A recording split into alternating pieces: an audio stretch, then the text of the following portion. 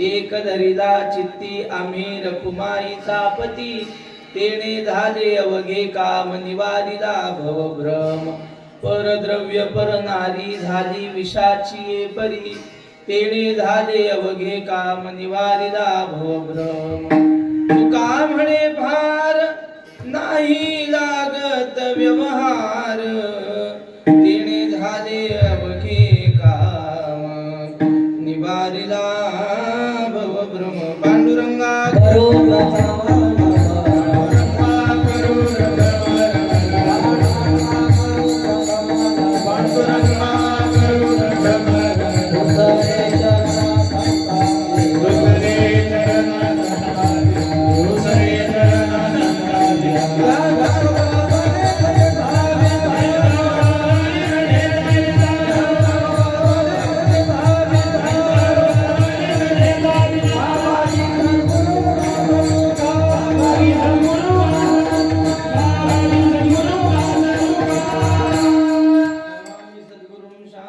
सच्चिदानंद विग्रहं पूर्ण ब्रह्म परानंद मीशमानंदी वल्लभं यदक्षरमनाख्येय मानंदमज केवलं श्रीमन्निवृत्तिनाथेति ख्यातं दैवतमाश्रये सेवे लागी सेवक झालो तुमच्या लागलो निज चरणा अहो स्वामी तुकया देवा या वैष्णव करावा भेदो सेवे करता निवडलेला जगद्गुरु श्री संत तुकाराम महाराजांचा आहे आता आपल्या पुढे गाऊन दाखवलेला अभंग एक धरिला चित्ती आम्ही रखुमाईचा पती तेने झाले अवघे काम निवारिला भवभ्रम या अभंगातून जगद्गुरु तुकाराम महाराज स्वतःचं आत्मचरित्र सांगतात संतांचं आत्मचरित्र पाहिल्यावर त्यांचं चरित्र पाहिल्यावर आपल्याला लाभ होतो अभंग अत्यंत सुंदर आहे छोटासा आहे पण अभंगावर चिंतन करण्याच्या आधी थोडासा परिहार आपलं हे पुण्यक्षेत्र असलेलं नाईकवाडी गाव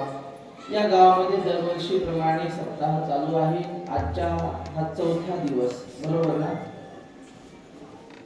चौथ्या दिवसाची सेवा माझ्यासारख्या सामान्य विद्यार्थ्यांच्या वाट्याला आलेली आहे आणि या सेवेकरिता आमचे सगळे ज्येष्ठ गुरुबंधू घेऊन उभे आहेत त्यांच्या सगळ्यांच्या चरणी नतमस्तक होतो गावातील काही भाविक मंडळी परिसरातील वारकरी मंडळी टाळ घेऊन उभी आहेत आणि त्याचबरोबर गावातले बाल वारकरी उभे आहेत हे फार महत्वाचे आहे ते 2 असू द्या नाही तर 4 असू द्या ते उद्याचं वारकरी संप्रदायाचं भविष्य आपल्याला वैकुंठवासी निवृत्त महाराज वक्ते असे म्हणायचे ते म्हटले वारकऱ्यांनी कधी बसून कीर्तन ऐकू नये म्हणजे ज्याला टाळ वाजवता येतो ना त्यांनी कधी बसू नये म्हणजे कीर्तनात टाळ घेऊन उभं राहायचं कीर्तन ऐकायला पुण्य लागते पण कीर्तनात टाळ घेऊन उभं राहायला त्यापेक्षा जास्त पुण्य लागतं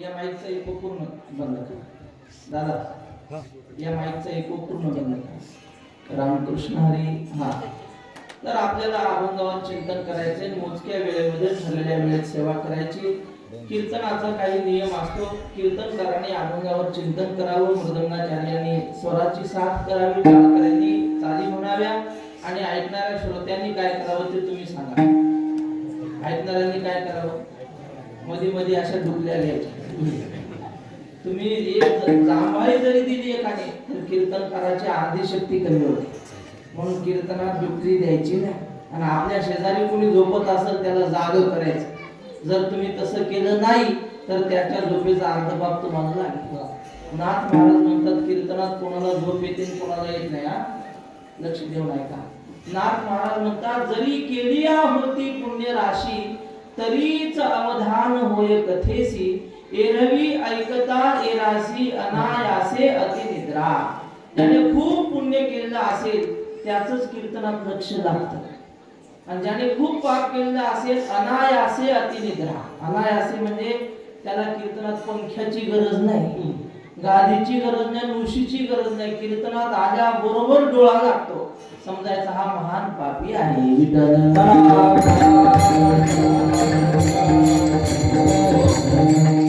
तेव्हा अत्यंत लक्षपूर्वक ऐका कारण मी जे सांगणार आहे ते वैकुंठवासी सद्गुरु जोग महाराजांच्या संस्थेमध्ये जे काही आम्ही शिकलो त्याचाच अनुवाद आपल्या समोर करणार आहे आपल्या परिसरावर सद्गुरु जोग महाराजांचे उपकार आहे कारण त्यांची दिव्य परंपरा आळंदीला संस्था स्थापन करण्याच्या आधी या परिसरामध्ये आपल्या इगतपुरी भागामध्ये पहिल्यांदा महाराजांनी भजनी मठ स्थापन केला.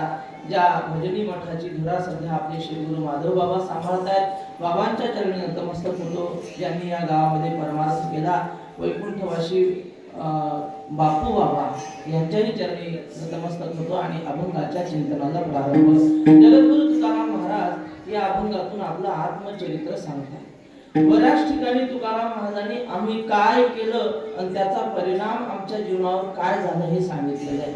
परमार्थ असो नाहीतर संसार असो, आपण काहीतरी केलं की त्याचा परिणाम काहीतरी होतच असतो. रामायणातला छोटासा प्रसंग आहे. भगवती सीता माता अशोक वाटिकेमध्ये होती. अशोक वाटिका कुठे हो?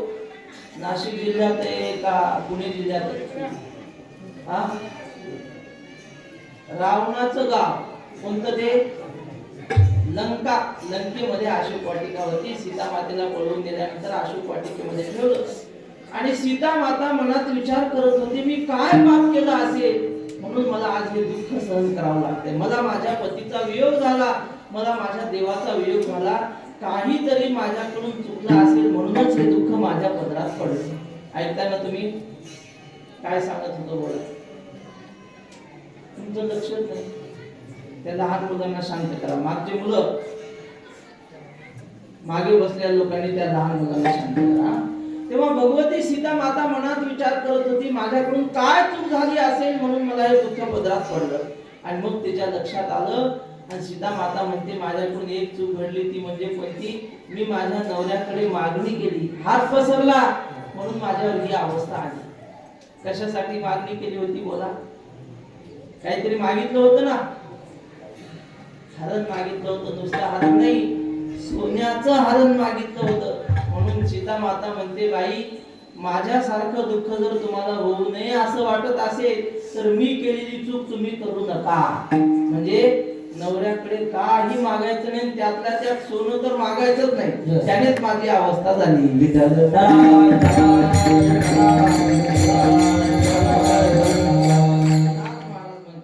म्हणजे सीता मातेच्या मुखातली ओवी नाथ महाराज म्हणतात, व्रतारापाशी जे मागणे ते स्त्रियेचे निंद्यजिने, मागण्या निमित्त मजरावणे आकर्षणे निज बंधू.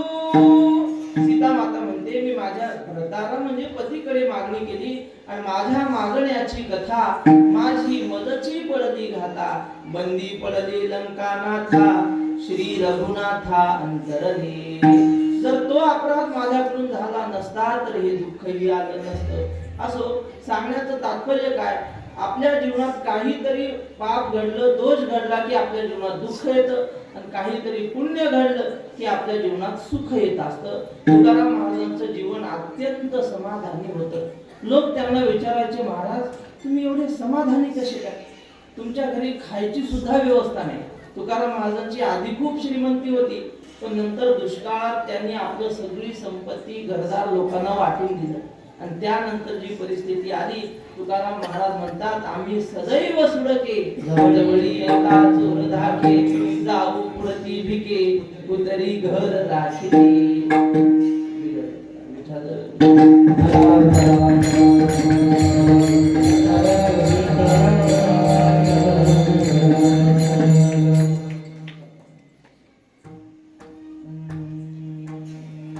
महाराज म्हणतात,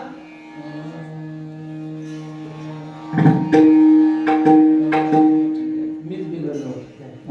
बरोबर. तर तुकाराम महाराज म्हणतात, आम्ही सदैव सुडके, आमची परिस्थिती अशी आहे की काही नाही करा, जाऊ प्रति भिके कुत्री घर राखी. आम्ही भीक मागायला गेलो की आमचं घर कुत्रे राखतात. अशी दयनीय परिस्थिती तुकाराम महाराजांची. आणि चेहऱ्यावर मात्र फार समाधान. अनेक राजांचं तेज एकत्र करावं आणि तुकाराम महाराजांच्या चेहऱ्यावर ठेवावं असं समाधान त्यांच्या चेहऱ्यावर. लोक म्हणायचे, महाराज आमच्या 10 पिढ्यांनी बसून खाल्लं तरी संपत नाही एवढं आमच्याकडे, पण आमच्या चेहऱ्याकडे पाहिल्यावर कसं आहे, फोडीनी गोवरी ऐसे दिसे तो. काही लोकांचं असं असतं, त्यांच्याकडे आपण पाहिलं की मनाला आनंद होतो. काही लोक जर राम पारत त्यांचा चेहरा दिसला तर दिवसभर खायला काही मिळत नाही, अशी काही लोक आहेत. असाच एक माणूस हा लक्ष देऊन ऐकलं तर समजेल बरं. नाशिक सारख्या शहरात गेला आणि दिवसभर कामाची एवढी गडबड, त्याला जेवायला सुद्धा वेळ भेटला नाही. संध्याकाळी घरी आला, बायकोला म्हटलं लवकर जेवायला वाढ, मला फार भूक लागली. आज राम महाराज कुणाचं तोंड पाहिलं होतं कुणाला माहिती, म्हणजे मला दिवसभर जेवण भेटलं नाही. ती म्हटली म्हणूनच तुम्हाला सांगते, झोपेतून उठल्या उठल्या आरशात बघत जाऊ नका. समजलं का पण? म्हणजे त्याचंच तोंड असं होतं की त्याचं तोंड दिसलं राम महाराज की जेवण भेटत नव्हतं असे काही. पण तुकाराम महाराज नेहमी समाधानी, उमललेल्या कमळाच्या फुलासारखा त्यांचा प्रसन्न चेहरा दिसायचा. लोक म्हणले महाराज हे कशाचं समाधान आहे? तुकाराम महाराजांनी त्याचं उत्तर एका अभंगात सांगितलं. ते म्हटले बाबा आम्ही सदैव देवाचं नाव मुखामध्ये घेतो, विठ्ठल विठ्ठल विठ्ठल असं म्हणत राहतो, त्यामुळे आमचं चित्त समाधान आहे. सदा नाम घोषा करो हरी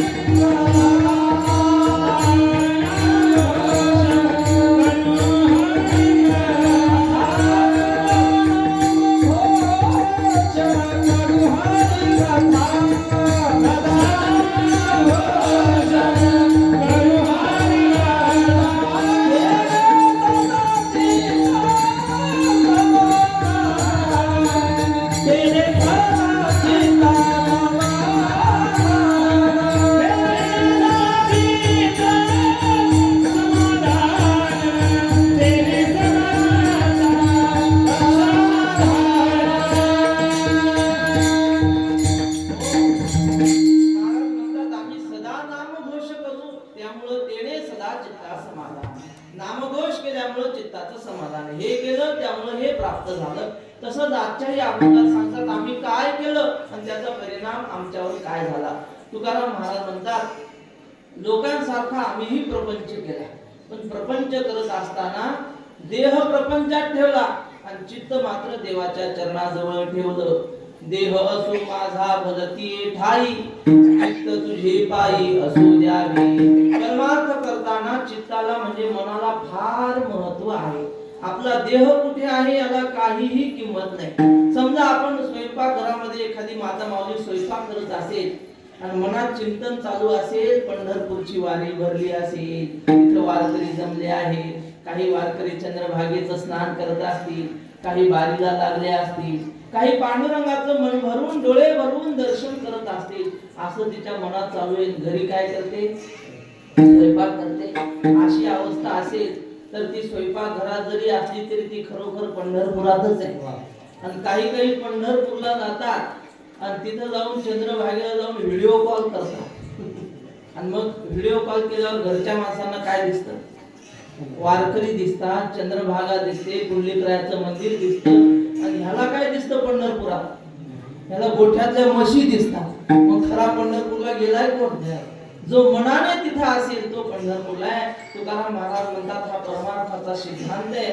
होते तैसे उमटले वरी, बाह्य संपादनी अंतरीची चोरी. ती गवळण म्हणते मन हे गोविंदी आणि देह काम करी. तुकाराम महाराज म्हणतात असं काय जे देहानं काम करायचं घरादारातलं शेतीतलं आणि मन मात्र पंढरपुरात ठेवायचं, याला परमार्थ म्हणतात.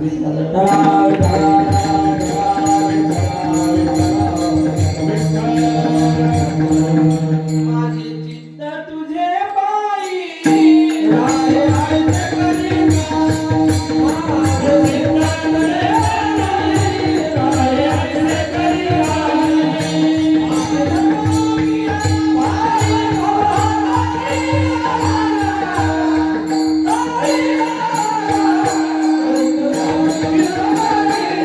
Oh,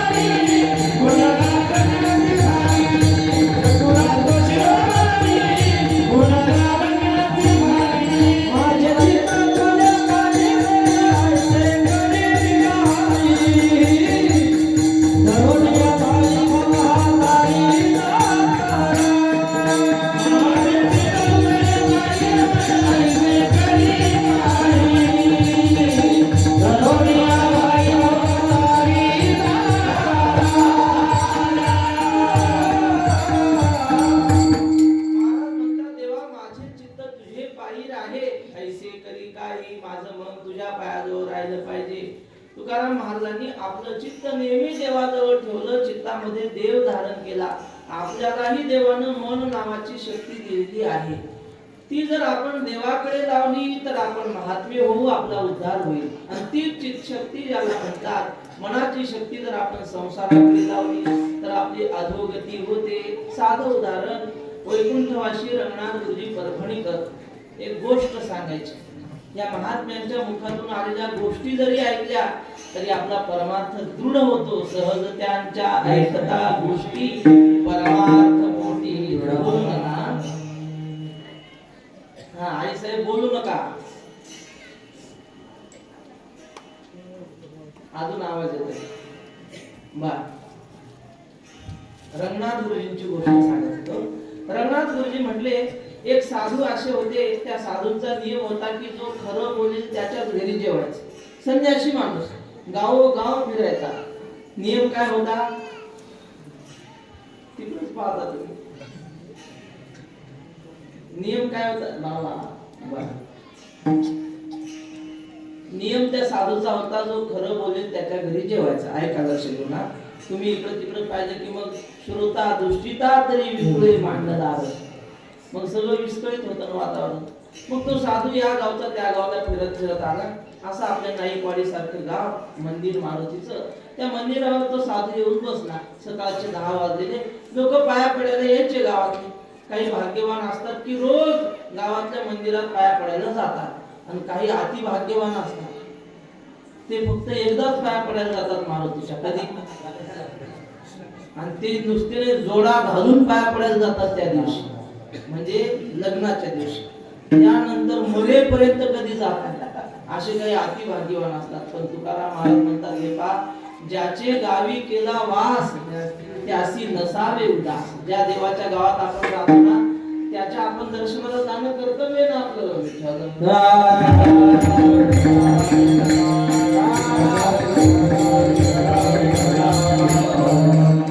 तेव्हा असे काही भाविक दर्शनाला येत होते. साधू महात्मा पारावर बसलेला. लोक दर्शन घ्यायचे, म्हणायचे बाबा जेवण झालं का? असं म्हटल्यावर ते बाबा म्हणायचे, बाबा जेवण राहिलंय, पण माझा नियम असा आहे, जो खरं बोलतो त्याच्याच घरी मी जेवतो, खोटं बोलणाऱ्याच्या घरी जेवत नाही. असं म्हटल्यावर लोक पाया पडायचे, गपचूप निघून जायचे. कारण लोकांना माहिती आपण किती खरं बोलतो आणि किती खोटं बोलतो. त्यांना माहिती आपण जर चुकून घरी नेलं आणि आपल्याकडून काही खरं खोटं झालेलं असेल मागे, तर आपल्याला शाप लागत नाही आता. त्यापेक्षा न नेलेलं बरं. कुणीच जेवायला चला म्हणे ना. शेवटी गावातला एक आला माणूस, तो पाया पडला. म्हणला, महाराज जेवण? म्हणजे झालं नाही, जेवणाची मला गरजच आहे. पण तो म्हटला, मग महाराज या आमच्या घरी. ते म्हटले, माझा नियम माहिती आहे का? मी खरं बोलणाराच्याच घरी जेवतो. तो म्हटला, ठीक आहे, या आमच्या घरी. मग महाराज म्हटले, बाबा घरी कोण कोण आहे तुझ्या? तो म्हटला, काय नाही, माझी एक बायको आणि माझा एक पोरगा मुलगा आहे, असं सांगितलं. तो म्हटला, ठीक आहे. महाराजांनी सांगितलं, जा आणि स्वयंपाक झाला की मला बोलवायला ये. तो निघून गेला. गावातले काही लोक अवतीभोवती बसलेले होते महाराजांच्या. ते म्हटले, महाराज तुमचा नियम आज मोडणार आहे. असं का म्हणता बाबा? अहो म्हणले, अख्ख्या गावातल्या लोकांना विचारा, त्याला 2 बायका आहेत आणि 2 बायकाला 2 पोर आहेत. आणि त्याने काय सांगितलं तुम्हाला? माझी एक बायको, माझा एक पोरगा. महाराज म्हणले, कडे आता मी त्याला शब्द दिला, येतो म्हणून. मी त्याच्या घरी जाईन, चौकशी करीन, आणि जर तसं वाटलं तर मग जेवण करणार नाही. तो बोलवायला आला. महाराज गेले, बसायला पाठ दिला. झाली संतासी आसने, पूजा करी काया वाचा म्हणे, एका जनार्दनी जाणी इच्छिले ते पुरवे. त्यांनी बसायला आसन दिलं आणि मग महाराज म्हणले, ताट आणू नको, आधी मला खरं सांग, तुला बायका किती आहेत? तुझ्या घरात 2 महिला दिसतात आणि तुम्हाला काय सांगितलं? 1 बायका. मुलं किती आहेत? 2 मुलं दिसतात आणि तुम्हाला 1 सांगितलं. खोटं का बोलला सांग. तो म्हटला, महाराज ठीक आहे, आता तुम्ही विचारला प्रश्न म्हणून उत्तर देणं माझं कर्तव्य आहे. त्याने दर्शन घेतलं, महाराजांच्या जवळ बसला आणि आपल्या दुसऱ्या पत्नीला बोलवलं. म्हणजे पहिली धर्मपत्नी नाही, दुसऱ्यांदा जिच्याशी विवाह केला होता तिला बोलवलं आणि तिला सांगितलं, हे बघ, आता जेवण झालं की मी महाराजांच्या सोबत तीर्थयात्रेला निघून जाणार आहे, तुझं काय म्हणणं आहे? ती म्हटली, जा, तुला कुणी थांबवलंय म्हणून? नाहीतरी तुझ्या गौऱ्या मसनातच गेल्या, खुशाल जा, मी मात्र तुझ्यासोबत येणार नाही. डायरेक्ट आलं तुरंत बोलली नवऱ्याला. तो म्हटलं, ठीक आहे, जा. तिच्या पोराला बोलवलं आणि त्याला सांगितलं, म्हटले, वा, आता महाराजांचं जेवण झालं की मी महाराजांच्या सोबत नर्मदा परिक्रमेला जाणार आहे, तिकडच एखाद्या आश्रमात राहणार आहे. तो म्हटला पप्पा नाहीतरी घरी राहून तुम्हाला काय काम होते, तुम्ही जा, पण जाण्याच्या आधी आमच्या इस्टेटच्या वाटण्या करून जा म्हणे. उद्या आमच्या भावाभावाची भांडणं नको, माझ्या हिश्श्याचं मला द्या, तुम्ही कुशाल निघून जा. ठीक आहे म्हटले. त्यालाही बाजूला पाठवलं आणि मग पहिल्या धर्मपत्नीला बोलवलं. तिला विचारलं का ग मी महाराजांच्या सोबत जाणार आहे, तुझं काय म्हणणं आहे? ती म्हटली तुम्ही जाणार असाल तर मी घरी कशाला राहू, माझं लग्न काय या घरादारासोबत झाले का तुमच्या सोबत झाले? तुम्ही जर जाणार असाल तर जेथे राघव तेथे सीता, मी सुद्धा तुमच्या सोबत येणार. तिच्या पोराला बोलावलं, त्याला सांगितलं अरे मी महाराजांच्या सोबत जाणार आहे, तुझी आई पण यायचं म्हणते, तुझं काय म्हणणे? तो म्हटला बाबा मला तुमच्या पोटी जन्म मिळाला, तुमच्या इस्टेटीचा मालक होण्यासाठी नाही, तुमची आई वडिलांची सेवा मला घडावी म्हणून तुमच्या पोटी जन्म आहे. तुम्ही महाराजांची सेवा करा, मी तुमच्या दोघांची सेवा करीन, मला तुमच्या सोबत यायचंय. मग तो म्हटला महाराज आता सांगा माझ्या किती बायका माझे किती पोर? समजली ना गोष्ट तुम्हाला? अहो जे फक्त माझ्या सोबत राहतात, ज्यांचं किळभरही माझ्यावर प्रेम नसेल, फक्त माझ्या संपत्तीवर ज्यांचं प्रेम आहे, त्यांना मी माझं कसं म्हणू? का नुसतं माझ्या नावाचं मंगळसूत्र घातलं म्हणजे तिला माझं कसं म्हणू? काहीतरी प्रेम पाहिजे ना. कशासाठी सांगितली ही गोष्ट? आपण ज्याला ज्याला माझं म्हणतो ते खरंच माझं आहे का याचा विचार झाला पाहिजे. विठ्ठल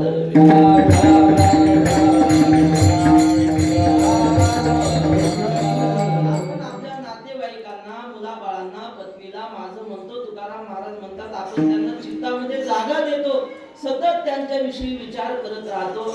पण मग चित्त ज्याचे पुत्र पत्नी बंधूवरी सुटेल हा परी कैसे जाणार? तुकाराम महाराज म्हणतात असं ज्याने सगळं घरदार मनात साठवून ठेवलंय तो कस काय सुटेल महाराज? आपल्या पत्रिकेवर पहिली जोडी लिहिली तिथं नाही, पण या पत्रिकेवर तरी झळझळोनी वहिला ये भक्तीची वाटेला जिया पावसी अव्यंग निज धाम माझे. आपण नातेवाईकांना चित्तामध्ये धरतो, आणखी कोणाला धरतो? आपलं घरच आपण मनात धरतो. बा कैसे घरात घर तुला केले. तुकाराम महाराज म्हणतात हे घर आहे ना, या घरात सुद्धा एक घर करून बसतो आपण. घराला माझं म्हणणं ही मानसिक सृष्टी आहे. देवानं निर्माण केलेलं जग याला ईश्वर सृष्ट जगत म्हणतात.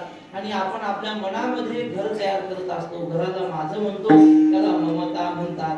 ज्ञानेश्वर महाराज म्हणतात की काही लोकांचं असं असतं, मधुरसो देशे मधुकर जचे दैसे गृह संगोपन तैसे करी जोगा. मधमाशा असतात की नाही, त्या मध गोळा करतात, फुलावरचा मध आणून आणि मग त्या मधावर बसून राहतात. त्या मधाचं असं संगोपन करतात की त्या मधाला जर कोणी हात लावला काय करतात, मग त्याला थोडासा मध काढून देतात त्याच्या हातामध्ये, असा दणका देतात की मग ज्यांना ज्यांना दणका बसला असेल त्यांना माहिती मधमाशाचं काय. म्हटले त्या मधमाशा जसा मधाचा तो गोळा सांभाळतात त्याप्रमाणे काही लोक घर सांभाळतात. मरेपर्यंत घर सोडून जात नाही. त्यांना म्हटलं चला पंढरपूरच्या वारीला, ते म्हणतात काय करावं, आलो असतो पण घर सोडत नाही म्हणतात आम्हाला. आता घर सोडत नाही याला की हा घराला सोडत नाही बोला, पण कैसे घरात घर तुझं केले. घराला माझं म्हटलं की वैकुंठवासी सद्गुरु वक्ते बाबा गोष्ट सांगायची तेवढी सांगतो, मग पुढच्या चरणाकडे वळतो. ते म्हटले गोकुळातल्या गवळणी यशोदेकडे गाराने घेऊन यायच्या आणि त्यात एक अत्यंत म्हातारी गवळण काठी टेकवत आली आणि यशोदेला गाराने सांगू लागली. यशोदेला म्हटली यशोदे माझ्या गालाकडे बघ. यशोदेनं पाहिलं तर त्या म्हातारीचा गाल असा सुजलेला होता आणि गालावर 5 बोटं उमटलेली. यशोदा म्हटली आजी तुमच्या म्हाताऱ्याने मारलं की काय म्हणजे तुम्हाला? संसार म्हटलं की भांड्याला भांड लागत असतं ना, मग म्हातारे असो नाही तर तरुण असो, नवरा बायकोचं भांडण होणार. वैकुंठवासी रघुनाथ गुरुजी म्हणायचे ज्या घरात नवरा बायकोचं भांडण होत नाही त्या घरचा संसार म्हणजे बिना फोडणीची भाजी. त्या भाजीला काही चव नसते, तसा तो संसार. भांडण व्हावं पण दाराच्या आत निघलं तर त्याला चव आहे, दाराच्या बाहेर भांडण गेलं की मग सगळ्या संसाराची चव गेली. जाऊ दे. रोषे प्रेम दुनवटे पडियंत या केली. यशोदा म्हटली का ग आजी तुला मालकाने मारलं काय? म्हातारी म्हटली अगं मालक कशाला मारतोय, मालक तर माझ्यावर जीव ओवाळून टाकतो, रोज माझी आरती करतोय म्हणे, जय देव जय देव जय माझी बाई मी तुझा गोप्यान तू माझी आहे बा, अशी रोज आरती करतो. मग तुम्हाला मारण्याची कोणाची ताकद? असं म्हटल्यावर म्हातारी म्हणते तुझ्या कार्ट्याने मारलं. माझ्या कार्ट्याने म्हणजे कृष्णाने? अगो माझं कार्ट तर 5 वर्षाचं एवढ्या जोरात कसं मारेल? 5 वर्षाचे माझे बाळगे अंगणी माझ्या खेळे गे का लटकाच घे टाळ गे गोकुळच्या नारी. ती म्हटली बाई त्याला बोलवून विचार तू मारलं की नाही? कृष्णाला बोलवलं विचारलं कृष्णा तू मारलं काय हात दिला? कृष्ण म्हटला मीच मारलं. का मारलं रे? असं म्हटल्यावर कृष्णाने सांगितलं का मारलं ते मला विचार नको त्या म्हातारीला विचार म्हणलं. यशोदेनं विचारलं काय झालं होतं आजी? आजीनं सांगितलं काही नाही यशोदे दिवसभर शेतात काम करून दमली होती अंगणात ओट्यावर मी बसलेली तुझा हा कृष्ण हातात पेटलेल्या काड्या घेऊन चाललेला होता. जुन्या काळात काडी पेटी नव्हती ना. एका घरी चूल पेटली की 4-5 काड्या पेटवायच्या शेजारच्या घरी घेऊन जायच्या असं ते होतं. तसं हा पेटलेल्या काड्या घेऊन चालला आणि मी त्याला विचारलं कृष्णा हे पेटलेल्या काड्या घेऊन कुठं चाललास रे? असं म्हटल्याबरोबर तो म्हणाला माझ्या घराकडे हात त्याने केला. तो म्हटला हे घर पेटवायला चाललो असं म्हटलं. मी म्हटली माझं घर पेटवतोस? त्याने ते काड्या दिल्या फेकून आणि मला म्हटलं कुणाचं घर आहे? मी म्हटली माझं घर आहे. पुन्हा तिसऱ्यांदा विचारलं कुणाचं घर आहे? मी माझं म्हटली की खाड दिवशी माझ्या कानाखाली जाऊ. आता यशोदे खरं सांग माझ्या घराला माझं म्हणणं हा का गुन्हा आहे का ग? असं म्हटल्यावर कृष्ण म्हटला आई हे सगळं जग देवाचं आहे. कुणी केलं हे सगळं जग? देवानं केलं ना. मग हे सगळं जग आहे देवाचं. या देवाच्या जगातल्या कुठल्याही वस्तूला कुणी माझं म्हटला की देवानं त्याच्या कानाखाली दिली समजा. विठ्ठल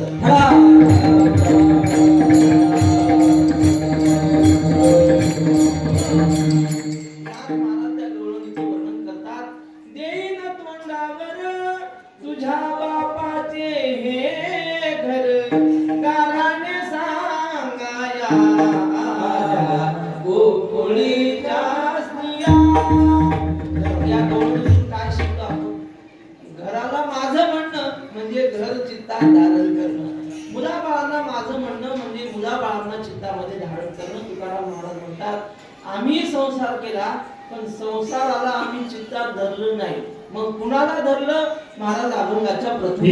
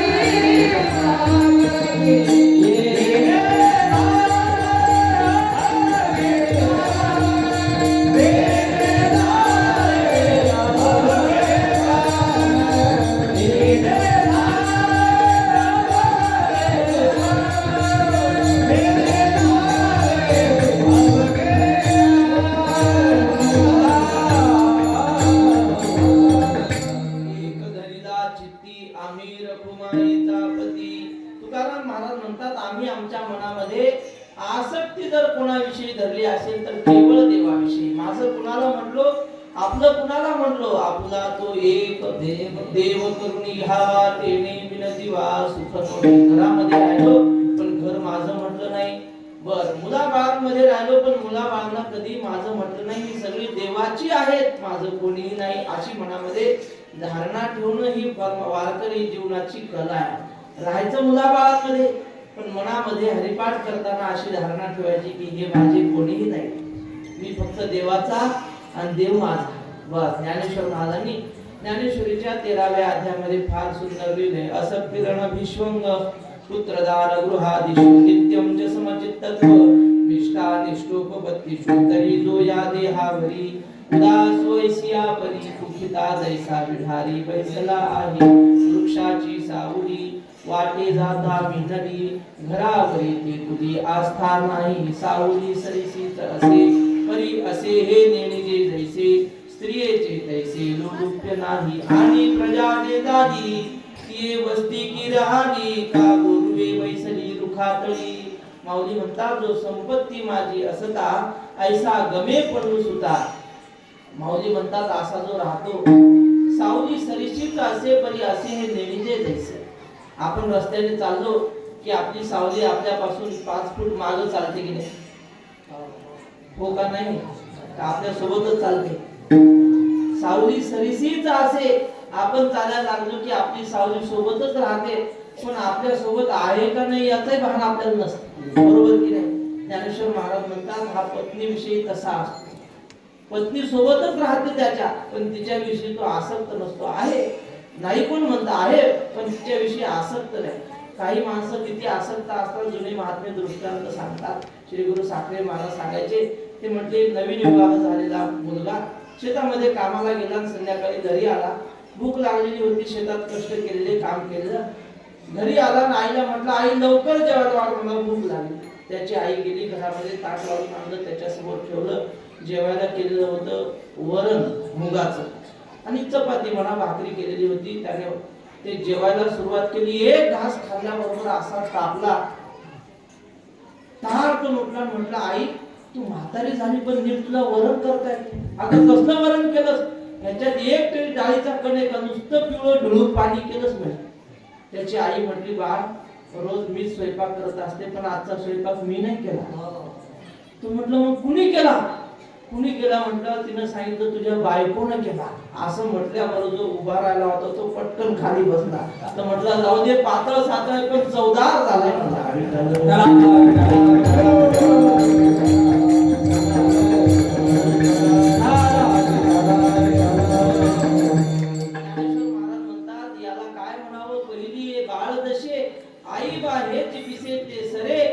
स्त्री माणसे बोलवणी ठाके. अशा माणसाला देव धर्म घडू शकत नाही. जो एवढा आसक्त झाला त्याला परमार्थ घडणार नाही. बर तुकाराम महाराज म्हणतात धर्म त्यासीच घडे रे ज्याचे स्वाधीन भास. कुटुंब ज्याच्या ताब्यात आहे त्याला धर्म घडू शकतो, त्याला परमार्थ घडू शकतो. असो तेव्हा तुकाराम महाराज म्हणतात आम्ही आमच्या चित्तामध्ये घरादाराला प्रथम ज्याला स्थान दिलं नाही, चित्तामध्ये एक विठ्ठलाला धरलं. एक शब्दाला फार महत्व आहे. जगामध्ये देव पुष्कळ आहेत, आपल्या धर्मामध्ये 33 कोटी देव आहेत. पण तुकाराम महाराज म्हणतात एका माणसाने जर ठरवलं सगळ्या देवांची भक्ती करायची जमल का, तसं जमू शकत नाही. एखादी पतिव्रता असते, त्या पतिव्रतेचं कर्तव्य काय, आपला पती फक्त प्रसन्न ठेवायचा, बाकी प्रसन्न राहो अथवा न राहो. तसा एकनिष्ठ भक्ताचा नियम असतो, आपला एक आराध्य कोणी निवडा. मग तो दत्तात्रय असतील, पांडुरंग असतील, नाहीतर श्रीराम असतील, मारुती असतील, कुठलाही तरी एक देव निवडला पाहिजे आणि मनाभावाने त्याची सेवा केली पाहिजे. मग तुम्ही म्हणाल एखाद्याने वारकरी झाला, माळ गळ्यात घातली, मग मारुतीच्या पाया पडू नये, देवीच्या दर्शनाला जाऊ नये, त्र्यंबकेश्वराच्या दर्शनाला जाऊ नये का, असं नाही महाराज. साधू संत सांगतात जरा आवाज कमी करा. मंडपाच्या बाहेर जत्रा भरल्यासारखा आवाज येतो. चौकदार साहेब जा एकदा तिकडं पहा.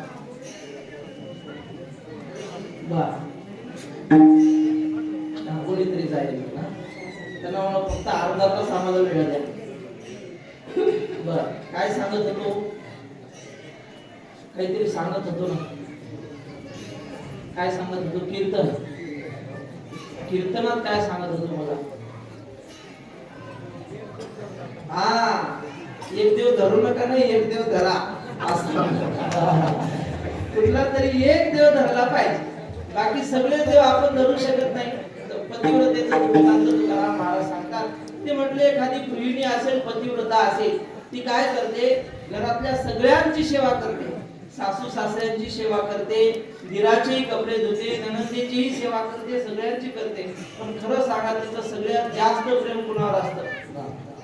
तिच्या सासूवर असतं, हे की नाही? सासूवर तर मुळीच नसतं. ती मनातल्या मनात देवाला नवस करत असते की देवा एवढी म्हातारी एकदा खपव, लय त्रास देणार, मी देत नाही. नाथ महाराजांनी दिले, सासू माझी जाच करते, ती लवकर निर्दाळी तिला, सत्वर पावगे मला भवानी आई रोडगा वाही.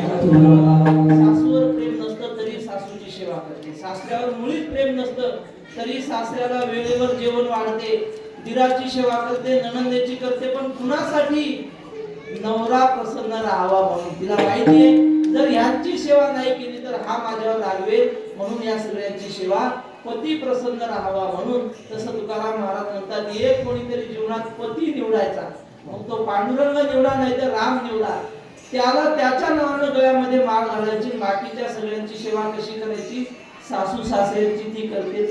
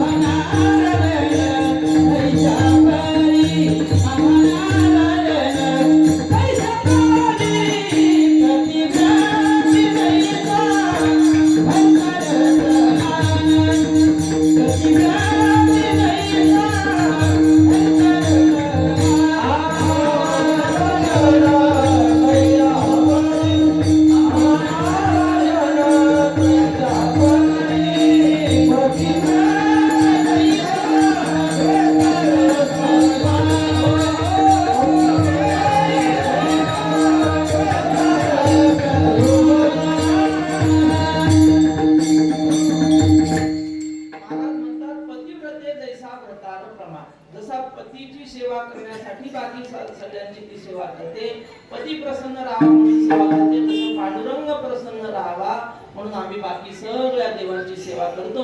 पण आमच्या चित्तामध्ये खरोखर प्रेम जर कोणाचा असेल तर एक दरीला चिठी आम्ही रखुमाईचा पती. तुकाराम महाराजांनी विठ्ठल म्हटलं नाही, रखुमाईचा पती म्हटलं. आता खरं सांगा, पांडुरंगाला श्रीकृष्ण म्हणजेच पांडुरंगा, श्रीकृष्णाला एकटी रखुमाईच पत्नी आहे का आणखी पुष्कळ आहेत? 16,108 आणि त्यातली एक रखुमाई. तुकाराम महाराज रखुमाईचा पती म्हणतात, बाकीच्यांचं का नाव घेतलं नाही? बाकीच्याही पत्न्या होत्या, पण म्हणजे रुक्मिणीनं जेवढा त्याग केला तेवढा बाकीच्यांनी त्याग केला नाही. रुक्मिणीनं त्याला पाहिलंही नव्हतं, नुसतं त्याचे गुण ऐकले, असा असा आहे, सावळ्या रंगाचा आहे, त्याचं वर्णन, त्याचे गुण ऐकले आणि मनोमन निश्चय केला, विवाह करीन तर याच्याशीच करीन आणि बाकी कुणाशी करणार नाही. मग त्या मैत्रिणी म्हणायच्या, कागद तू त्याला पाहिलं नाही, तू त्याचं कधी दर्शन घेतलं नाही, तो तुला बोलला नाही आणि तू म्हणते त्याच्याशीच विवाह करायचा, कदाचित त्यानं तुला नाकारलं तर मग काय करशील? ती म्हटली, मी त्याच्या घरी राहील. अगं राहील म्हणते ती गोष्ट खरी, पण तू त्याच्या घरी गेली आणि त्यानं तुझा स्वीकार केला नाही, तुला काही कपडे दिले नाही, तर तू कशी राहशील? ती म्हटली, हे पा, मला जर त्याने घालायला कपडे दिले नाही ना, मी अंगावर पोते पांघरून राहील, पण त्याचं दार सोडणार नाही. पाचा दामाचा घोंगडाने सीन, हा रुक्माईचा अभंग आहे, ज्ञानोबारायांनी दिलाय. पाचा दामाचा घोंगडा म्हणजे अगदी हलका कपडा मी अंगावर धारण करी, वरियर झालं सारी न गे बाई, कामारी कामारी कामारी होईन. मग त्या म्हटल्या, कागद ती गोष्ट खरी आहे, पण त्याने जर तुला खायला काही दिलं नाही तर? ती म्हटली, हे बघा, त्याने खायला दिलं नाही, त्याच्या घरात राहिलं तर उष्ट पाष्ट मी खाईन, पण त्याचं दार सोडणार नाही. आणि घरात घेतलं नाही तर काय करशील? त्याचा उमरा उशी साकरीन वलिएर धार सारीन गे बाई.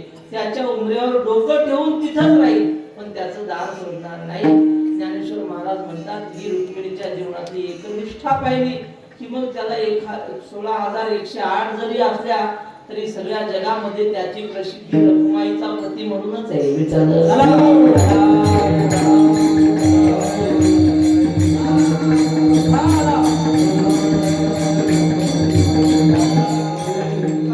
म्हटले जे आपल्या चित्तामध्ये असतं ते मुखामध्ये येत असतं.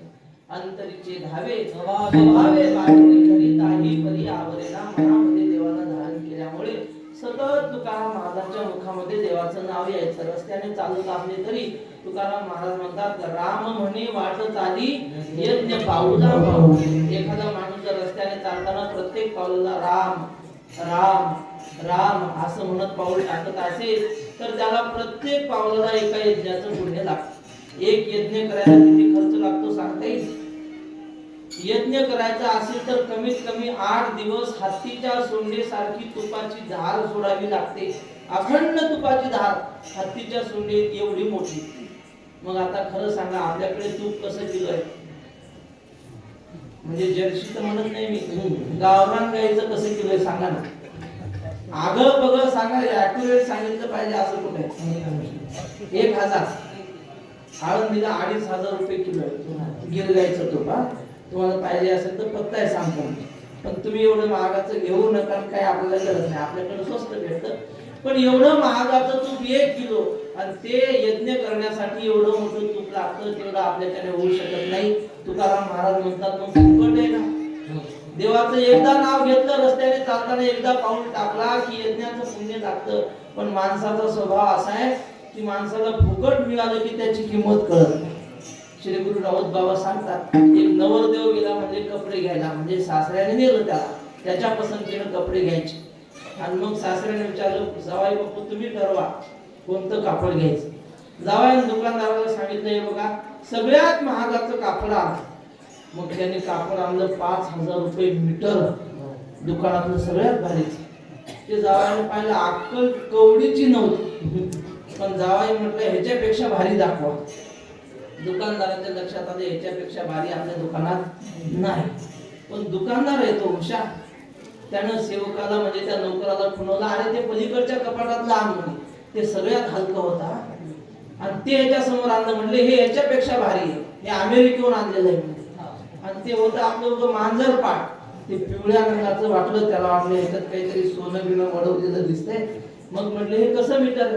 ते म्हणले पहिलं 5,000 रुपये मीटर होतं, हे 20,000 रुपये मीटरचं कापड आहे. मग तो जावाई म्हटलं हेच पाहिजे मला. हट्ट धरून म्हटलं घेतलं ते कापड.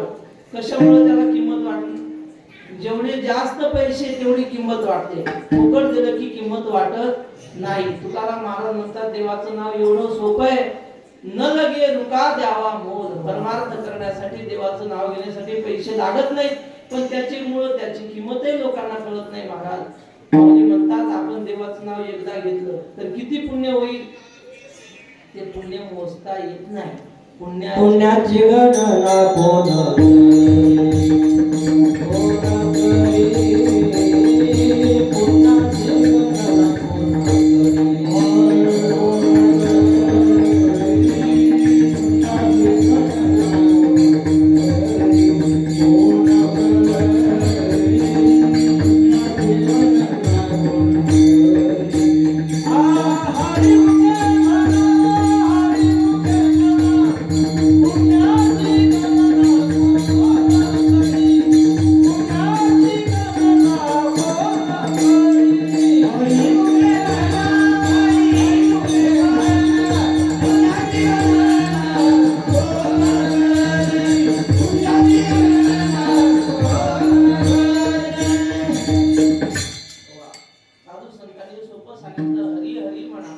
हरिपाठ करणं म्हणजे काय? 27 अभंग म्हणणं याला हरिपाठ म्हणतात, ती गोष्ट खरी. पण त्या 27 अभंगात सांगितलं काय ते करणं याला हरिपाठ म्हणतात. त्या अभंगात सांगितलं काय? 27 अभंगामध्ये हरी हरी म्हणा हेच सांगितलं. मग ज्यांना हरिपाठ पाठ नसेल, ज्या माता माऊलीला हरिपाठ पाठ नसेल, तिनं स्वयंपाक करताना काय करावं? रामकृष्ण हरी रामकृष्ण हरी. किंवा भाकरी करत असेल तर नाही, पण आता अशा भाकरी राहिल्या नाही, हातावरची भाकर जमत नाही आता, मग कोणती थापायची भाकर ती करत असताना रामकृष्ण हरी रामकृष्ण हरी असं म्हणत जर स्वयंपाक केला ना, ते अन्न ज्याच्या पोटात जाईल त्या माणसाच्या मनात वाईट विचार येऊच शकत नाही. पवित्र ते अन्न हरी चिंतनी भोजन, एरवे ठ्या पोट भरी सामसकाची भरी. पण आपलं असं नाही, स्वयंपाक करताना आपण देवाचे नाव घेत नाही, मोबाईलवर पिक्चरचे गाणे चालू असतात तर स्वयंपाक चालू असतात. मग त्या स्वयंपाकावर काय संस्कार होतील? मग ते जेवण ज्याच्या पोटात जाईल तो माणूस हरिपाठ करू शकत नाही. त्याच्या मनात युद्ध भांडणं आणखी काय असते, फायटिंग करावी वाटेल त्याला. बा आमचे गुरुजी सांगतात तेवढं सांगतो हा. ते म्हटले एखाद्या घरामध्ये व्यसनी माणूस असेल, पिऊन येते पित असेल, खाऊन येते खात असेल, दिवसाला त्याला 10 गुटख्याच्या पुड्या पुरत नसतील, मग त्या घराचं वाटोळं होतं महाराज व्यसनाने. सगळा पैसा वाया जातो, आरोग्याचं नुकसान होतं. असा एखादा माणूस असेल आणि घर मालकीला वाटत असेल आपल्या मालकाची ही सवय सुटली पाहिजे आणि त्याने किती औषधं केली सुटत नाही, तिनं काय करावं? फक्त एवढा प्रयोग करावा, स्वयंपाक करताना देवाचं नामस्मरण करावं. ते मनातल्या मनात नाही हा, तोंडाने उच्चार करावा, रामकृष्ण हरी रामकृष्ण हरी. नुसतं देवाचं नाव घेतलं ना, जेवढ्या परिसरामध्ये तो आवाज जाईल तेवढं वातावरण शुद्ध होतं. तो स्वयंपाक करत असताना तो स्वयंपाक प्रसाद होतो आणि तो व्यसनी माणूस तो प्रसाद खाईल, त्याच्या मनातलं व्यसन करण्याचं वाईट विचार म्हणा, वाईट सवय सगळी आपोआप निघून जाते. औषधाची गरज नाही, पैसे खर्च करण्याची गरज नाही. प्रयोग करून पहा, नाही जमलं तर पुढच्या वर्षी बोलू नका. मग दुसरं काय, आमचं तुम्ही काय बिघडू शकणार? आम्ही जे मोठ्या माणसाच्या मुखातून ऐकलंय, सद्गुरु जोग महाराजांच्या संस्थेत जे ऐकलं ते तुमच्या पुढे सांगतं. एवढा प्रयोग करून अवश्य आपण पाहायला. काय सांगत होतो तेव्हा देवाचं नाव सतत तुकाराम महाराज घ्यायचे. तुकाराम महाराज म्हणतात त्याचा परिणाम काय झाला? आमच्या संसारातली सगळी कामं आम्हाला करायचं कामच नव्हतं, देवच आमची कामं करायचा. अभंगाच्या अवघे काम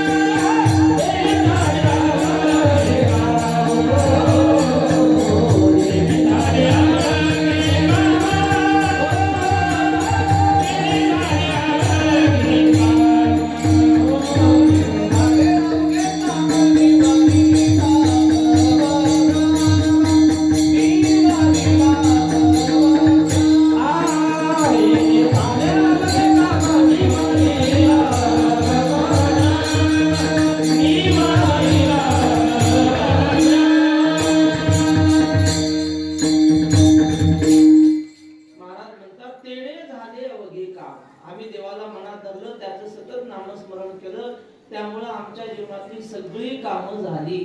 आपल्या जीवनात असा एक तरी दिवस येतो का की आता सगळी कामं झाली असं कुणीतरी म्हणू शकतो का? आयुष्यभर संसार केला, राब राब राबला, सगळं मुलाबाळांसाठी केलं, पण मरायच्या दिवशी सुद्धा तो म्हणू शकत नाही की सगळं काम झालं. तुकाराम महाराज म्हणतात, त्यांना माहिती आता मला करायचं काही राहिलंच नाही, देवच करून घेतोय. मागे पुढे उभा आहे सांभाळीत आलिया घात निवाराया. तुकाराम महाराजांच्या घरी दुकान होतं. दुकानावर अशी गर्दी व्हायची, मग बडबड व्हायची. ऐकायला ना थोडं 10-15 मिनिट झालं, आता संपत आलं. तुकाराम महाराजांच्या घरी दुकान होतं. नंतर ते दुकान मोठं संपल्यानंतर दुष्काळात गेलं ते.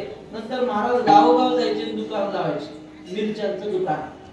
या देऊच्या खाली आपण गेलो की खाली लोणावळा वगैरे आहे ना मुंबईकडे जाताना, तिकडे लोणावळ्याकडे तुकाराम महाराज कोकणात गेले आणि मिरच्यांचं दुकान लावलं. महादेवाचं मंदिर, दारात पिंपळाचं झाड, ते पिंपळाच्या झाडाखाली आपल्याला लाल तांबड्या मिरच्या घेऊन बसले महाराज विकायला. काही गावातल्या माता भगिनी आल्या होत्या, महादेवाच्या पाया पडायला. पाहिलं, विचारलं, बाबा मिरच्या कशा लावल्या? तुकाराम महाराज जरा सरळ मनाचे होते, भोळे. तुकाराम महाराज म्हणले, आजी तुमच्याकडे काय भाव चालला तशा घ्या. असं म्हटल्यावर आता ते आजी हुशार होत्या, तशा 20 रुपये किलो धरून जा. ती म्हणली, आमच्याकडे 5 रुपयानंच विकतात बाबा. मग महाराज म्हणले, घ्या मग 5 रुपयाने. मग महाराजांनी किलोभर मोजून दिल्या. बरं, पण स्वभाव असा की आजी म्हणली, जराशा जास्त दे की म्हणे, तुझ्या काय बापाचं जातंय का? मग महाराजांनी अशा घेतल्या, 4-5 टाकल्या पुन्हा त्याच्या. ती म्हणते, अरे 2-4 काय देतो, आणखी दे की. महाराज म्हणले, आजी तुमच्या हातानेच घ्या मग. मग म्हातारीनं ते किलोभर तर घेतल्याच होत्या. आधी पुन्हा पदर पसरला ना, अशा कवट्यात जेवढ्या येतील तेवढ्या पदरात एवढा लाखोडच घेऊन निघाली. पण मग तिनं गावातल्या बायांना सांगितलं, बाई लय चांगला दुकानदार आला, किलोभर घेऊन 5 किलो देतो म्हणजे मिरच्या. मग काय ती बातमी गावात पसरली, सगळ्या बाया गर्दी झाली दुकानावर मिरच्या घ्यायला. तुकाराम महाराजांनी 3 पोते मिरच्या दिल्या होत्या, त्यातली 2 पोती संपली आणि पैसे किती आले? बाया मिरच्या घ्यायच्या आणि म्हणायच्या, आता पैसे घेऊन आले, तिकडच पैसे, तिकडच मावशी. बा अशा सगळ्या, फक्त एक बाई आली. जुन्या काळात पैशाचा व्यवहार जास्त नव्हता, धान्य वगैरे द्यायचे नव्हते. एका बाईनं शेरभर तांदूळ आणले होते, बस तेवढेच तुकाराम महाराजांना 2 पोती खपली, शेरभर तांदूळ आणले. आणि मग राहिलं 3रं पोत. गावामध्ये अति चंबूस माणूस होता, मक्खी चूस. मक्खी चूस समजतो का तुम्हाला? नाही समजत? मक्खी चूस कोणाला म्हणतात?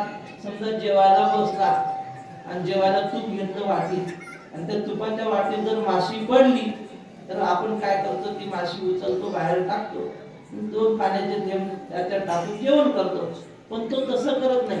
तो काय करतो, ती माशी अशी 2 बोटात धरतो, तिला कर कर पिळतो असं.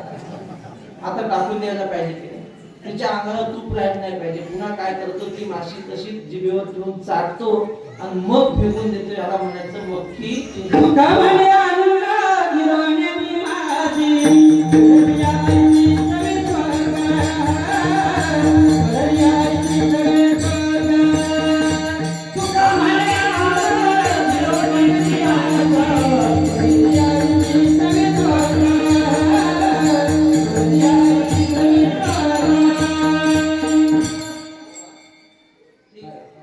काय सांगत होतो मी? याला असा जो असतो, असा चंबूस माणूस. आणि मग तो आला, त्याला कळलं की असा असा दुकानदाराला किती बी देतो. तो आला महाराजांच्या पुढे रडायलाच लागला, तुकाराम महाराजांच्या पुढे. महाराज म्हणले, अहो रडायला काय झालं तुम्हाला?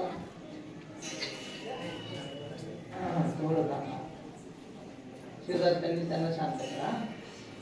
तो रडायला लागला. महाराज म्हणले, अहो तुम्हाला रडायला काय झालं? तो म्हटलं, काय करू महाराज, महिन्यावर पोरीचं लग्न आलंय आणि काहीच नाही, माझ्या घरी पैसे नाहीत, काय करू? महाराज म्हटले, तुमचं म्हणणं काय? तो म्हटलं, काय नाही, एवढं पोतं राहिलं ना मिरच्याचं, तेवढं मला देऊन टाका. महाराज म्हटले, पैशाचं? तो म्हटलं, पैसे नंतर कधीतरी देईन, आता काय माझ्याकडे नाही.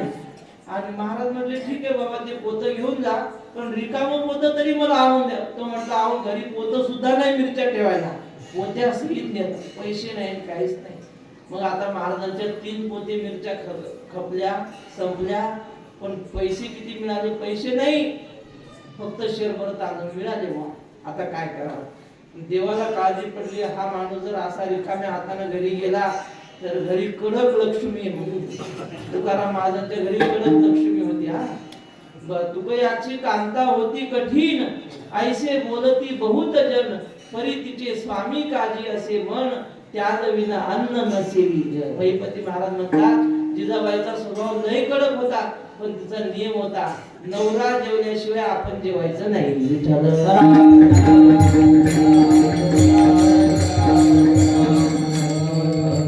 म्हणून त्या माऊलीचं अजूनही नाव निघतं. 400 वर्ष झाले तरी.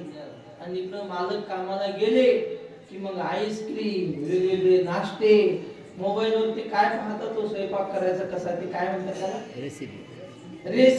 रेसिपीचे प्रयोगच चालू असतात दिवसभर. जाऊ मला ते सांगायचं नव्हतं. पण मग देवानं विचार केला हे जर असे घरी गेले तर मग भांडणं होती. मग देवानं काय केलं, एका नोकराचं रूप घेतलं, गुडघे इतकं धोतर नेसलं, कांद्यावर घोंगडी टाकली, हातामध्ये काठी घेतली घोंगराची, आणि ज्यांनी ज्यांनी मिरच्या नेल्या होत्या ना फुकट, त्यांच्या दारात गेला. मावशी तुम्ही मिरच्या आणल्यात, आमच्या मालकाचे पैसे कधी देणार? ती बाई म्हणली आम्ही काय विकत आणल्या का, तशाच आणल्या. ते म्हणले तशाच जमत नाही, आमच्या मालकाला पैसे द्यावे लागतात. ती म्हटली अरे बाबा आम्ही मोजून आणल्या नाहीत ना, तशाच आणल्या. ते म्हटले आमच्या मालकाला मोजून द्यायची गरज नाही, तुम्ही नुसते अशा मोठी धरल्या ना मिरच्या, त्या किती ग्राम आहे तेव्हाच कळते म्हणजे आमच्या मालकाला. तुक म्हणजे मोजणे, आणि ज्याला मोजायचं काम नाही, पाहिल्या पाहिल्या माप कळतं त्यालाच तुकाराम म्हणतात. ती म्हणते बरं असं म्हणतोस ना, मग सांग बरं मी किती मिरच्या आणल्या. तो सांगायचा 1 किलो 50 ग्रॅम. म्हातारीनं दुकानावर जाऊन मोजल्या तर बरोबर तेवढ्याच. ती म्हटली बापरे काय कमालच आहे, आपण मोजून आणले नाही तरी बरोबर माप सांगितलं. तिला वाटलं काहीतरी चमत्कार, याचे पैसे दिलेले बरे, नाही तर भलतच काही करून बसायचं. गपचूप पैसे काढून दिले. असे बऱ्याच घरचे पण काही काही असे असतात, सोडत नाहीत महाराज, जीव सोडतील पण पैसा सोडणार नाही, असे असतात. मग असं असलं की देव भांडून शिव्या बिव्या देऊन त्याच्याकडून पैसे काढायचे. सगळ्यांचे पैसे काढले आणि एक राहिला बहादर. कोण? गोणी नेलेली आखी पोतं नेलं ना, त्याच्या घरी आले. तो म्हटला मी पैसे देणार नाही म्हणजे नाही. हा म्हटला मी पैसे घेतल्याशिवाय जाणार नाही म्हणजे नाही. मग हा पैसे गोळा करायला गेलता, काठी नेली होती आणि एक दोरी नेली होती सोबत चराट. त्या देवानं काय केलं, हे बघ म्हटले तू जर पैसे दिले नाही तर तुझ्या दारात हे बघ लिंबाच्या झाडाला फाशीच घेतो. आणि लगेच दोरी टाकली, गळ्यात फासे अडकवला आणि पांढरे डोळे करायला लागला. कोण? हा देव. चराट सोडून जगत निवास, आपले कंठी घातला फास, म्हणे प्राण देऊनी उदास, अवघ्या गावास बुडवी. म्हणजे तुझ्या दारात जीव देतो ना, अख्खा गावाचं वाटलं होईल म्हणजे मी जर तुझ्या दारात जीव दिला तर. अशी दोघांची भांडणं सुरू झाली. मग आता भांडणं दोघांची सुरू झाल्यावर लोकांना बोलवावं लागतं का, चला भांडणं पाहायला, चला भांडणं पहा. बोलवायचं काम नाही, फक्त भांडणं सुरू होऊ द्या. अख्खं गाव जमलं तिथं. आणि कशासाठी भांडणं चालली? तो म्हटलं हे बघा आमच्या मालकाच्या गोणीभर मिरच्या आमच्या पैसे देत नाहीत. गावातल्या लोकांना माहित होतं. म्हणजे 50 वर्ष सप्त्याला झाले आणि एकदाही पावती पाडली नाही सप्त्याची. पंगत द्यायचं तर दूरच, कधी कोणाला 1 रुपया उष्ट्या हातानं कावळा उडवला नाही, कोणाची कणगाळी कापली. जाऊ द्या, म्हण आहे ती मराठी भाषा, जुन्या लोकांना समजलं. असा चंबूस माणूस हा काय याचे पैसे देईल. पण गावातल्या बाया म्हटल्या ह्याने जर पैसे दिले नाही तर हा माणूस फाशी घ्यायला चालला, आणि त्याने फाशी घेतली तर आपल्या गावात काहीतरी विघ्न नाहीये ना. मग गावातल्या बायांनी चपला काढल्या. कशासाठी? याचा सत्कार करायला पैसे देत नव्हता ना. बाया म्हटल्या लय चंबूसे, आता चला याचा सत्कार करून. मग महिला मंडळींनी चपलाने त्याचा अभिषेक केला. मग तो घाबरला. मग त्या महिलांनीच घरात शिरून पैसे काढून याच्या हातात दिले. असे सगळे पैसे गोळा करून आणले. आणि तुकाराम महाराजापाशी आला. म्हटला महाराज मी या गावचा पाटील आहे. म्हटले आमच्या लोकांनी तुमच्या फुकट मिरच्या दिल्या, तुमचा उपकार आमच्या गावात नको, हे तुमचे पैसे घ्या. महाराज म्हटले जाऊ द्या ना, आम्ही तसे सोडून दिले होते. म्हटले तसं जमत नाही, हे पैसे तुमचे तुम्ही घ्या. मग महाराजांनी काय केलं होतं, ते शेरभर तांदूळ आले होते ना, गाडग्यात भात शिजायला ठेवलेला होता. महाराज म्हटले आता तुम्ही आमचं एवढं मोठं काम केलं तर आले तर जेवून जा. म्हणले काय केलं जेवायला? काय नाही. म्हणले भात शिजायला ठेवला. म्हणले त्याच्यासोबत काही वरण बिरण काही नाही. म्हटले मग काय करू? तुकाराम महाराज म्हटले माझ्याकडे एक गाडगे रिकाम, तुम्ही गावात जाऊन तूप घेऊन या. त्यातले काही पैसे काढले, तूप आणून दिलं आणि दोघं जेवायला बसले. कोण कोण? हा नोकर आणि तुकाराम महाराज. नोकर म्हणजे कोण होता? पांडुरंग होता, विठ्ठल. ही दोघं जेवायला बसले, पण ज्या मंदिरापुढे बसले होते ते महादेवाचं मंदिर. महादेवाला वाटलं हे देव भक्त पोट भरून जेवतात, आम्ही का उपाशी राहू. महादेवानं दिगंबर महात्म्याचं रूप घेतलं, अलख निरंजन म्हणून पुढे उभा राहिला. तुकाराम महाराज म्हटले या जेवायला. ते म्हणले जेवायला चालू वाडा. आणि मग तिघही बसले. दोही बाई संतांची सभा, सिंहासनी उभा श्री विठ्ठल. एका बाजूला महादेव, एका बाजूला पांडुरंग आणि मध्ये तुकाराम महाराज. तिघही आनंदाने जेवले. मी हे सगळं कशाला सांगितलं तुम्हाला? तुकाराम महाराजांनी आपल्यासारखा संसार केला, घरदार सांभाळलं, दुकान चालवलं, पण त्यांची सगळी कामं करत असताना त्यांना काम कोण करू लागायचा? तेने झाले अवघे काम, तुकाराम महाराज म्हणतात. पण हे नुसतं संसारातलं नाही बरं, आमच्या जीवनातलं अज्ञान म्हणजे भ्रम सुद्धा देवाने नष्ट केला आणि आम्हाला ब्रह्मरूपता प्राप्त करून दिली. निवारिदा भ्रम कशाला म्हणतात? यद यथा वर्तते तस्य तथा त्वं भाति मानतः अन्यथा त्वं भ्रमेणेति न्यायोयम सार्वलौकिकः. जी वस्तू जशी आहे तशी प्रमाणाने दिसते आणि जशी आहे तशी न दिसता वेगळी दिसू लागली की तिला भ्रम म्हणतात. म्हणजे आहे देव आणि देवाच्या जागी जर आपल्याला संसार दिसू लागला तर समजायचा आपल्याला भ्रम झाला. आणि सगळ्या जगाकडे पाहिल्यानंतर तुकाराम महाराजांना, ज्ञानेश्वर महाराजांना संसार दिसत नव्हता. काय दिसायचं? जे जे भेटे भूत ते ते मानिते भगवंता भक्ती योग निश्चित जाण माझा. त्यांना ह्या स्त्रिया हे पुरुष असं दिसत नव्हतं. त्यांना सगळे पाहे तिकडे बाप माय विठ्ठल आहे रखुमाई. माणसाकडे पाहिले की विठ्ठल दिसायचा आणि माता भगिनीकडे पाहिले की त्यांना रखुमाई दिसायची. म्हणजे त्यांना भ्रम नव्हता. आपल्याला मात्र संसार दिसतो याचा अर्थ आपल्याला भ्रम आहे. तुकाराम महाराज म्हणतात देवाच्या कृपेने आमचा तो भ्रम निघून गेला. पण मग आता 2 चरणाचा भावार्थ झाला. राहिलेल्या 2 चरणाचा सरळ भावार्थ सांगतो. त्या आधी आपण सगळ्यांनी प्रेमानं भजन करायचं. मागे तरुण मंडळी बसलेली आहे, इकडे दक्षिणा तरुण मंडळी, सगळ्यांनी भजन करायचं. पण आपण केलेलं भजन भगवान त्र्यंबकेश्वराला आवडलं पाहिजे आणि निवृत्तीनाथांनी सुद्धा आपल्याला पोटभर आशीर्वाद दिले पाहिजे. त्याकरिता आपण सगळ्यांनी हात वर करायचे आणि हात वर करून टाळी वाजवायची.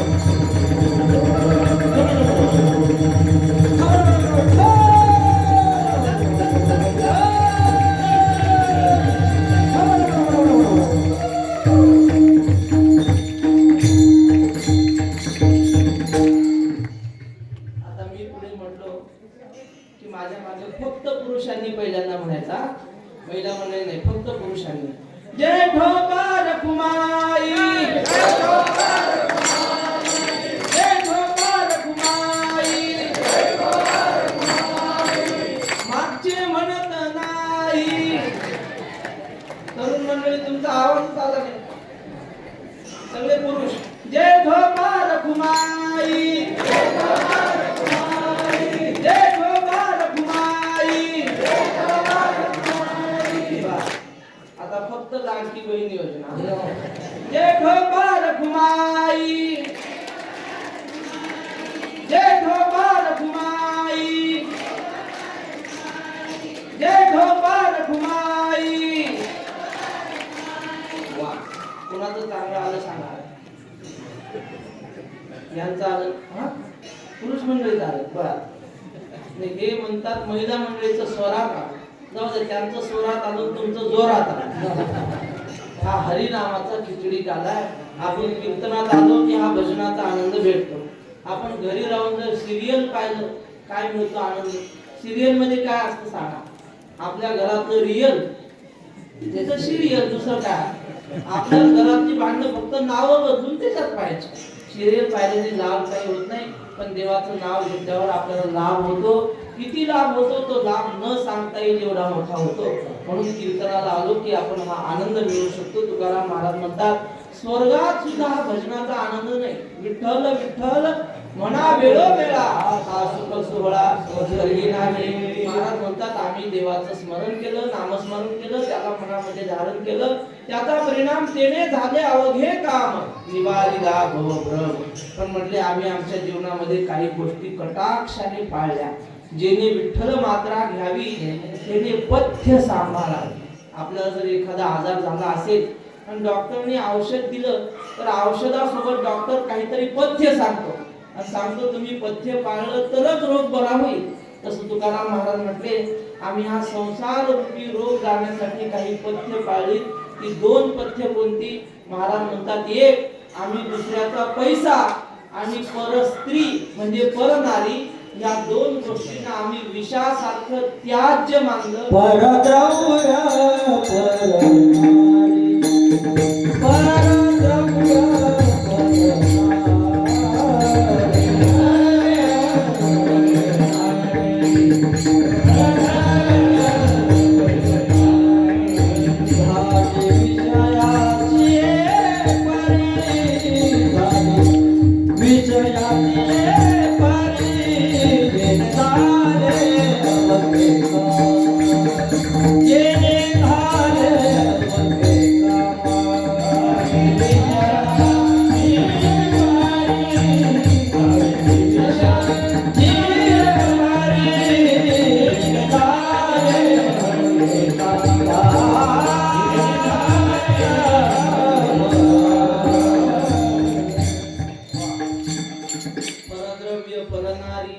झाली विषाची परी.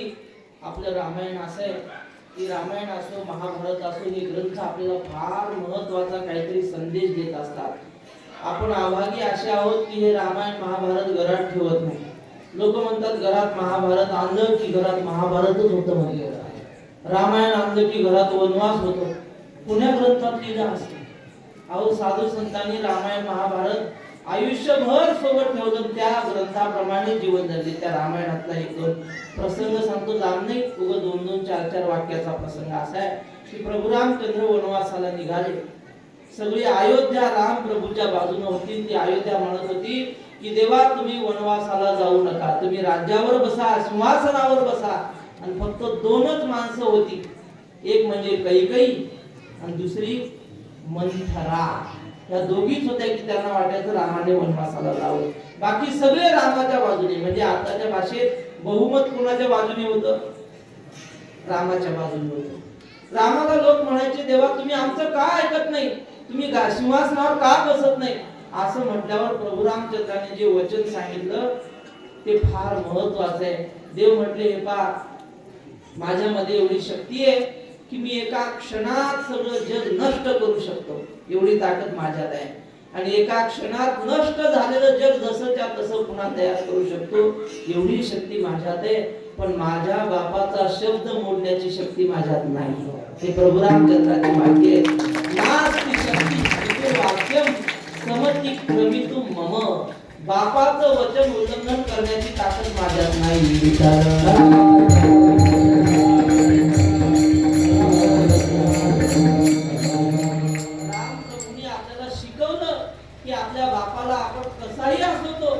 त्याला आपण देव मानलं पाहिजे. पोरं म्हणतात आमचा बाप पितो, मग त्याला आम्ही कसं काय देव मानायचं? बाप तो कसाही जरी आपला तरी तुझा बाप आहे. आणि कशी जरी असली तरी ती तुझी आई आहे. शास्त्र आपल्याला शिकवतं पिता स्वयमेव नारायण, माता प्रत्यक्ष लक्ष्मी आपण, ऐसे भावी ज्याचे मन सुपुत्र जाणतोय. जो मुलगा आपल्या आई वडिलांना लक्ष्मी नारायण समजतो तोच सुपुत्र आहे असं नाथ महाराज म्हणतात. त्या रामायणातला प्रसंग अभंगाला अनुसरून असा आहे की भगवती सीता मातेचं हरण रावणाने केलं, तिला पळून नेलं. त्यानंतर प्रभू रामचंद्र आणि लक्ष्मण महाराज सीतेचा शोध घेत होते वनामध्ये, इकडं तिकडं पाहत होते. तर सीतेनं काय केलं होतं, तर रावणाने पळून नेत असताना आपले सगळे अंगावरचे अलंकार काढले, एका कपड्यामध्ये बांधले आणि तो छोटस गाठोडं खाली टाकून दिलं. आणि प्रभू रामचंद्र लक्ष्मण महाराज रस्त्याने चालले तर त्यांना ते सापडलं गाठोडं. देवाच्या लक्षात आलं राम प्रभूच्या हे अलंकार सीतेचेच आहेत, पण खात्री करावी म्हणून देवानं काय केलं, कुंडल घेतलं हातात, कानातलं कुंडल, आणि लक्ष्मणाला विचारलं, लक्ष्मणा हे कुंडल तुझ्या वहिनीचंच आहे का रे? असं म्हटलं. लक्ष्मणानं हात जोडले, सांगितलं दादा मला नाही सांगता यायचं. बर मग ते दंडात काय असतं, बाजूबंद, ते बाजूबंद घेतले. लक्ष्मणाला दाखवले, लक्ष्मणा हे तुझ्या वहिनीचंच आहे का? लक्ष्मण म्हटलं दादा हे मला सांगता यायचं नाही. बर नथ दाखवली, ते म्हटले नथही मला ओळखू यायचे नाही. आणि मग देवानं शेवटी पायातले जोडवे दाखवले, हे तुझ्या वहिनीचेच का बघ बरं. लक्ष्मण म्हटला दादा हे जोडवे मात्र माझ्या वहिनीचेच आहेत. मग देव म्हटले का रे लक्ष्मणा, तुला नथ ओळखू आले नाही, तुला बाजूबंद ओळखू आले नाही, तुला दुसरा कुठलाच अलंकार ओळखू आला नाही, पायातले जोडवे बरे ओळखू आले. लक्ष्मणानं हात जोडून सांगितलं दादा आजपर्यंत मी वहिनीच्या फक्त पायांचं दर्शन केलंय, वहिनी कशा दिसतात हे सुद्धा मला माहित नाही.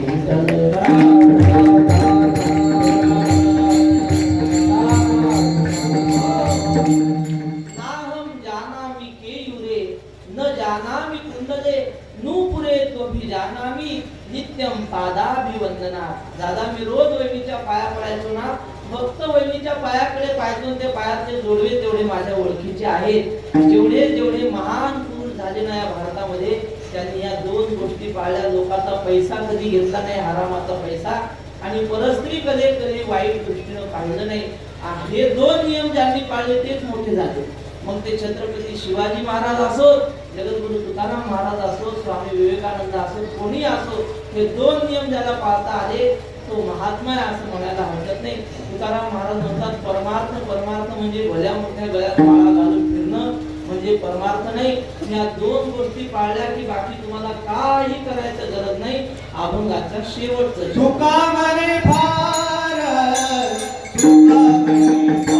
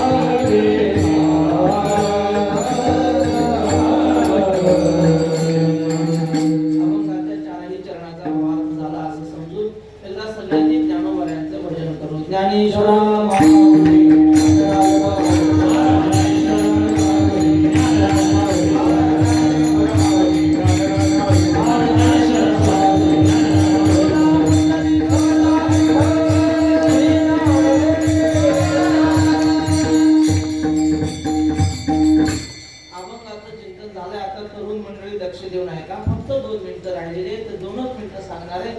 रामायणामध्ये एक गंधमादन नावाचं वानर होतं आणि लंकेमध्ये युद्ध करण्यासाठी सगळे गेले. तो कुंभकर्ण रावणाचा भाऊ, भला मोठा त्याचं शरीर, म्हणजे तो झोपला तर डोंगराच्या रांगा जशा दिसाव्या तसं त्याचं शरीर.